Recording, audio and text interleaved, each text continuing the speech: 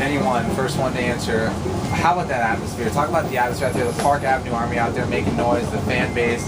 What does that mean to you guys? It means the world to us, you know. I mean, everybody's going home for vacation and they stuck it out, and we needed them tonight, and they're the 12th man. So we can't thank them enough for coming out and supporting us.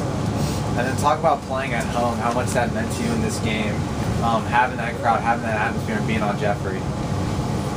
We hit a critical moment when the game went to 3-2, and it was, I just told the team, it was do or die at that point, and everything about their body language was right, and so much of it was the crowd and the confidence of playing on Jeffrey Field. And for the older players, they've been there before, and they've had different outcomes. And under their watch, it wasn't going to happen again. And everything about their response, I thought, was spot on. Talk about the way your players were able to get off to a fast start in the beginning, and then the second half get off to a fast start again, and just keep that high pace of attack the entire game. Their mentality is right. The leadership in this team is better than any experience I've had at the college level. We had a conversation with Jay Paterno this week about the formation of geese and how it's a different goose leading the pack each time, and that's been the case. Sometimes it's Maddie, sometimes it's Christine, McNulty.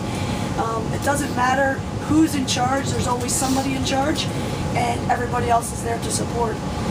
You can feel the family environment within this team.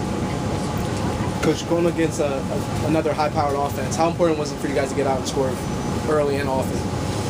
Well, statistically, obviously, it makes all the difference in the world. If you look at the stats in soccer, at the international level, the college level, every stat screams that you need to score first. But more importantly, it got the crowd into the game. It got our team into the game. And mentally, we were ready to go. And I feel like we can do that anytime we set our mind to it and the warm-up is right. We can do that against any opponent. Christine, can you talk about the mentality of the team after you guys had given up that second goal and they were charging pretty hard? I mean, I would be lying if I said I didn't think back to, I think, my freshman year. Against UVA, we were up 2-0 at halftime and we lost 6-2. So that was in the back of me and Maddie's mind. We had a second that we had on the field, and we just said not again. And that's our mentality. We know where we've been and we know where we want to go. So we don't dwell on the past, but we don't forget it. And we put our best foot forward. And Mal's working hard, Maya's working hard, everybody's working hard, and we know what we wanted to do, and we scored a lot. So you can't. I mean, there's nothing better than that, you know. BC had a lot of chances in the second half, but if they can't score, they can't win. So. Mal, you ever had a goal like that before? Never. I don't believe that one. Never. Where did it hit you? Did it hit the back? Well, it didn't exactly hit me. Oh, it did? No. It hit the defender? It hit the defender in front of me, and then pretty You caused it. Yeah, you were there. It was all your pressure. Oh, yeah. You take credit for it. Just say it was me. I don't know. When we were recruiting Mal Weber, we ran into a referee, ironically, at the Michigan game, and he came over to us and said, "You guys got Mal Weber, right?" We said, "Yeah." He goes, "That is the hardest working player I have ever seen play." And today, I think, was just another indication of her hard work and the benefit of her hard work.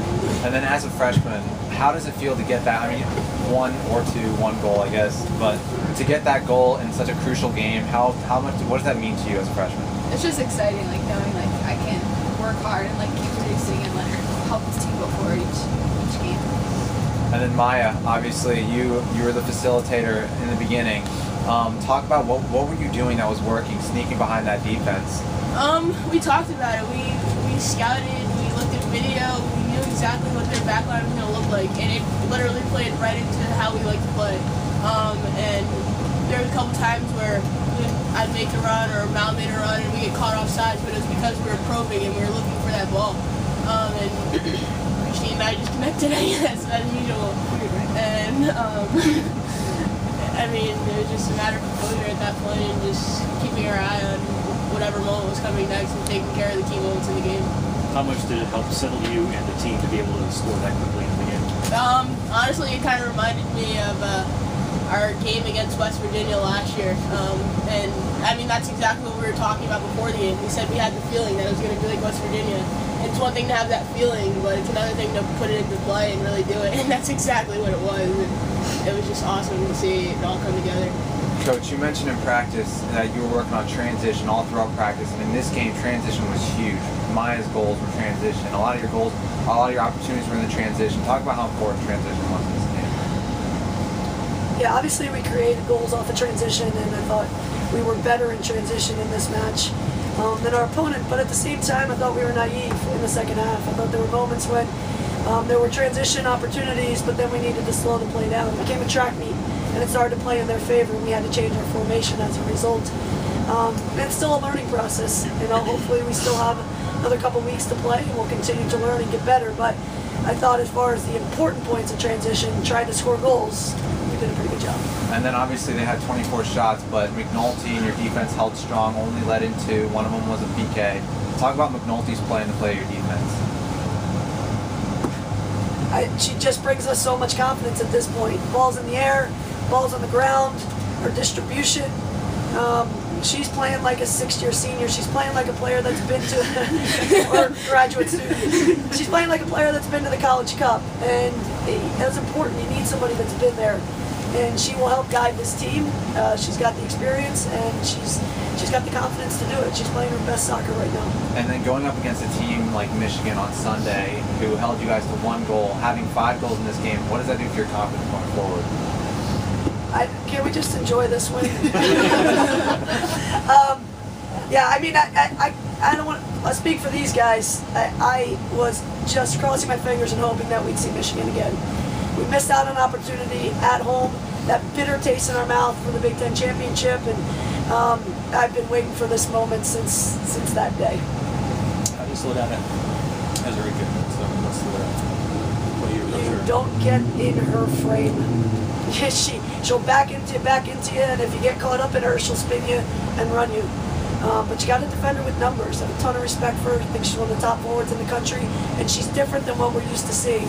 So just got to keep her as far away from the goal as possible, which Bree Ovington loves to do.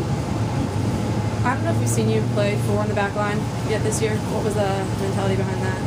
We've actually done it quite a bit. I guess maybe more on the road, but we were leaking a little bit at that point. We felt like it was only a matter of time before we were going to give another one up. And we've seen that, we've trained it, we're comfortable in it, and I thought it worked. But sometimes it's flip a coin. Tonight it worked, maybe next time, and we end up giving up another goal and you're banging your head against the wall. So felt good about the decision tonight, though. Christine, your team has now had 4 goals in your first game, 5 goals in your second game, and before the postseason, you mentioned talking about stepping up to that higher level. Talk about how your team has really stepped up to that higher level this postseason so far. I mean, it's do or die right now. The seniors are playing, for our college careers, and we have that in the back of our mind at all times. We realize that this team is very special. It's definitely the best I've played in my 4 years here, and we're not ready to give that up yet. We've been working hard. We've been doing absolutely everything everything we can to make this team special and to stay together. So what we said before the team is it's just another game. It just means a little bit more.